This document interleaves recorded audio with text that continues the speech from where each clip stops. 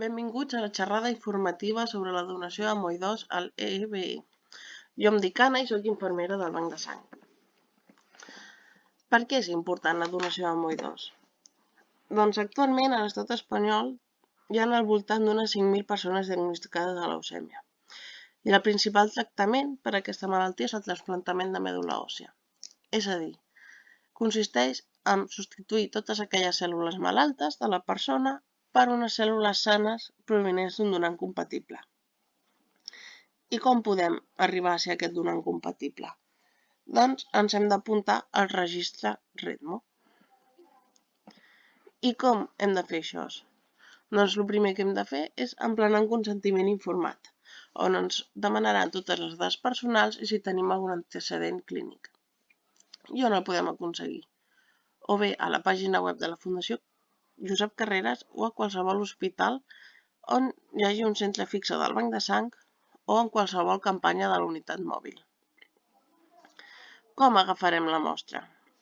Doncs per poder registrar-nos necessitem una mostra per poder analitzar, que o bé s'agafarà mitjançant una analítica per extreure un tubet de sang o agafant una mostra de saliva, ja depenent d'on es realitzi aquesta agafada de mostres. Un cop tenim la mostra, s'envia a la Fundació Josep Carreras, on l'analitzaran i us registraran a la base de dades, on romandreu allà fins als 60 anys. I en tot aquest temps, des que ens registrem fins als 60 anys, haurem d'esperar si hi ha la sort de que ens considerin compatibles amb qualsevol persona. Important. Cal recordar que aquest registre REDMO no és només per l'estat espanyol, sinó que és a nivell mundial. És a dir, que estem a la disposició de qualsevol persona del món necessiti un trasplantament de mèdula. Molt bé, suposem que us truquen per dir-vos que sou candidats a ser persona donant. Llavors, us citaran per tornar a repetir totes les proves analítiques, per acabar de confirmar que realment sí que sou vosaltres els escollits. Un cop confirmen això, hi ha dues formes de fer la donació de mèdula òssia. Actualment, la més utilitzada és la de sang perifèrica,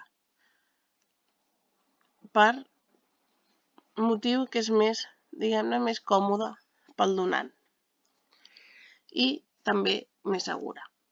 Per què? Perquè aquesta donació consisteix en injectar una medicació uns dies abans, unes punxadetes a la panxa, que el que fan és que els nostres ossos creïn més cèl·lules mare i que aquestes surtin al corrent sanguini. I per què necessitem que surtin al corrent sanguini? Perquè a l'hora de fer la donació nosaltres estarem connectats a una màquina que s'encarregarà de centrifugar la nostra sang, separar aquestes cèl·lules mare i retornar la resta a vosaltres. És a dir, la màquina només separarà les cèl·lules mare que després seran transfoses al donant malalt. Convenients i inconvenients d'aquest tipus de donació. Convenients, molt més còmode, no té motius per quedar-te a una observació a un hospital després. Inconvenients. Alhora, el fet de tenir que injectar-se una medicació, a la por a les punxades o bé també els efectes secundaris d'aquesta medicació. Que quins són? Normalment poden donar o dolor o cansament, similar a una grip. Per què? Perquè el que estem fent és estimular l'os a que treballi. Llavors, això pot donar malestar, cansament, dolor d'ossos, però res que un cop acabada la medicació no es passi. I la segona modalitat per fer la donació és, diguem-ne, l'extracció directa de l'os. I com funciona? És sota anestèsia, al quiròfan i punxarem directament l'os del maluc. Sí que és veritat que aquest tipus de donació ja està gairebé en desús, ja que actualment només un 10% dels casos s'utilitza aquest aquesta modalitat. Important també tenir en compte que això ho decidiu entre el metge que portarà el procés i la persona donant. Dubtes que normalment solen sorgir. Us truquen per ser donants d'una persona i al temps us poden tornar a trucar per tornar a repetir la donació. Per què? Doncs sempre un cop esteu assignats a un malalt, o sigui, si sou compatibles amb una persona, diguem-ne que indefinidament esteu ja lligats a aquest malalt. Per què? Doncs perquè si no li funciona el trasplantament i han de tornar a fer un segon intent, us poden tornar a trucar per demanar una segona donació. Però bé, el dubte, diguem-ne, estrella, que sempre tothom el té, és si jo sóc donant i algú de la meva família es posa malalt i necessita mèdula i jo sóc compatible, puc tornar a donar? La resposta és que sí. O sigui, no hi ha cap inconvenient en que si tu li has donat la teva mèdula òssia a una persona malalta i un familiar teu li fa falta, no hi ha cap problema en que tu tornis a donar. Hauríem de repetir el procés. Ara bé, quin és el paper del donant i del receptor? Doncs veurem. La figura del donant és una acció voluntària i altruista. És a dir, no ens pagaran per fer aquesta donació. I el requisit més important és estar entre els 18 i els 40 per poder inscriure. Tot i que, com he comentat abans, fins als 60 estarem dintre de la base de dades. I per què això només es pot registrar fins als 40 anys? Perquè el que estem intentant és aconseguir una base de dades més àmplia i més jove, ja que les cèl·lules mares, quan més joves, més òptimes són i millors resultats donen els trasplantaments. I la figura del receptor. És molt important tenir clar que aquesta figura sempre serà anònima. És a dir, mai sabrem qui és, ni l'edat que té, ni és home, si és dona, ni on viu. Només sabrem que és una persona malalta que necessita de la nostra ajuda. I ara la gran pregunta. Puc ser donant?